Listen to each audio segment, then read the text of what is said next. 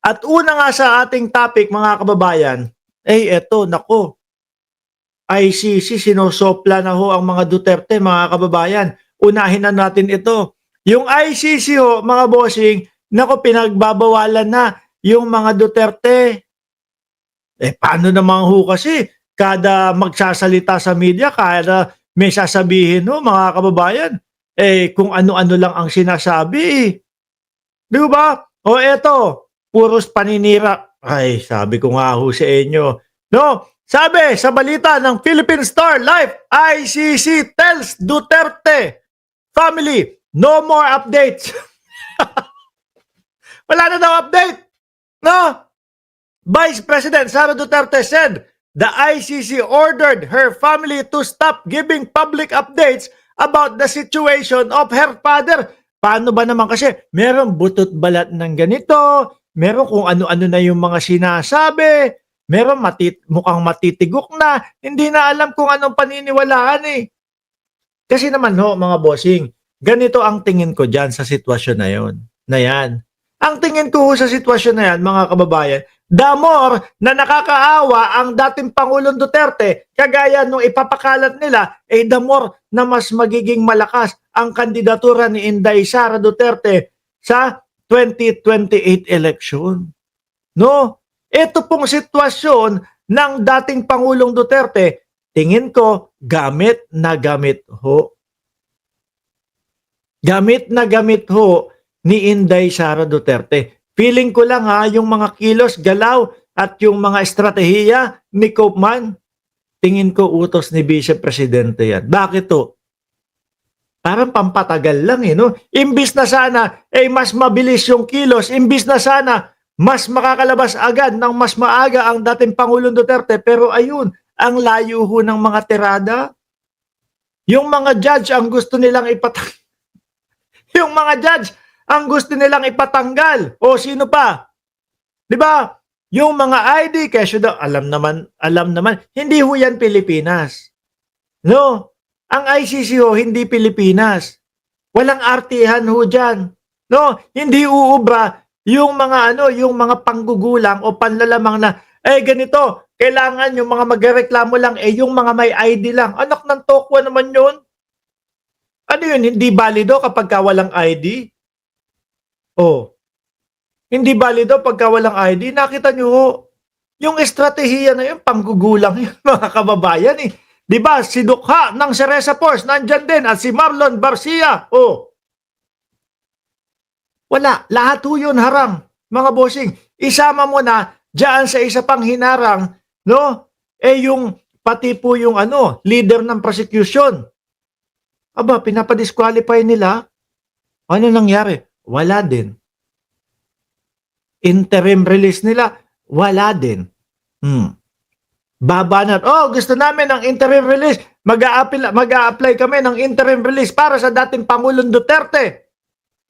Tapos sila din ho mismo, yung aatras, sila din ho mismo yung magsasabi, huwag nyo munang husgahan ng dating Pangulong Duterte. No, saka na kayo humusga. May kulang pa kami. Papeles daw ho. Pero ang nakikita ko at tingin ko dito, mga bossing, ang kulang yung bansa na gustong kumupkop at tatanggap sa dating Pangulong Duterte. Tingin ko, yun ang problema nila. Baka siguro, konektado ito doon sa buwan-buwan, lagi-lagi na pagpasyal ni Vice Presidente sa ibang bansa. Susunod daw, Japan ang susunod na pupuntahan. Baka nakikiusap doon sa gobyerno ng mga bansang pinupuntahan niya.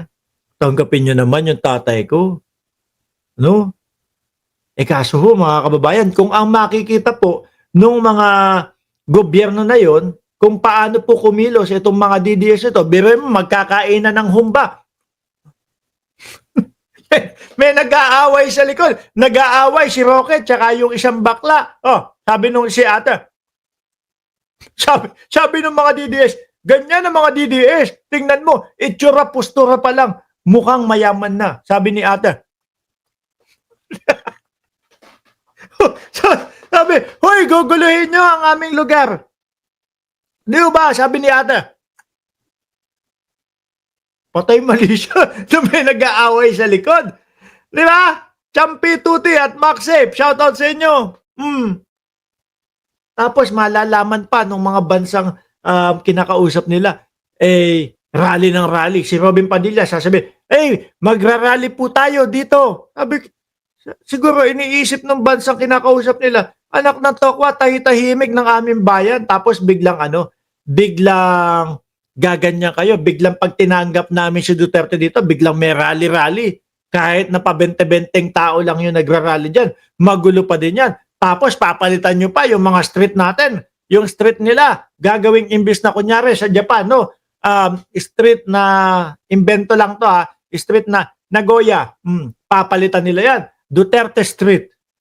Yung park, Shirokan Saki Park, papalitan nila ng Duterte Park. Di ba? Paano tatanggapin ho yan, mga boss? Tapos sabay magkakainan, araw-araw, kainan ng humba doon sa humba, sabay mag-aaway si Roque at yung isang bakla. Di ba? Tapos kapag sila nagbabalita, ang payat-payat na ho ng Pangulong Duterte. Siyempre, iisipin nung mga nakakarinig at pinagbabalitaan nila na pinapabayaan ng ICC ang kalusugan ng dating Pangulo. Baka hindi naman ganun. Di ba? Kaya, ayan, Vice President Sara Duterte said the ICC ordered her family to stop giving public updates about the situation of her father, former President Rodrigo Duterte, who's been detained in The Hague since March for alleged crimes against humanity. Hirit naman po ni Jimmy Bondoc, mga kababayan. Sabi, nako, yung mga flood control, pag nanakaw sa kaban ng bayan, yung mga ghost project, yun ay crimes against humanity. Kaya po biglang sabi, nung mga nung mga ayaw kay dating Pangulong Duterte, biglang, naku, kaya pala napauna na ang dating Pangulo doon. No? Kasi mukhang link na link at mukhang diretso kay dating Pangulong Duterte yung mga flood control issue. Di ba? Kaya pala pinadala na doon, nauna na. Di ba? Sabi ni Selenia Merlan, hello, first to comment po. Naku, kanina pa po kami nandito. Nandiyan ako. Naku, eto, gusto ko alagaan to si Alaga. Good morning sa iyo. No? Yung dating Pangulo mukhang magtatagal pa ho doon. Tingin ko, 2028 aabot ang dating Pangulo. O baka lumagpas pa. O baka after ng 2028, saka lang sila kumahog na, sige, pwede nang palabasin yan. Bakit? Tapos na eleksyon. Nagamit na namin yung sitwasyon. Kaya pwede nang lumabas ang tatay ko. Sige, asikasuhin mo na. Sige, Coman, asikasuhin mo na ng maayos. Di ba? Halata at basa, no? Yung kilusan nila. Sabi ni Jess, hello po, no? Admin and moderators. I'm late, sabi ni Telma Palpalatok. I love you, Mark. So super cute mo pag nakangiti. Joke lang. Anyway, mga kababayan, yan ang una nating topic ko. Ngayon,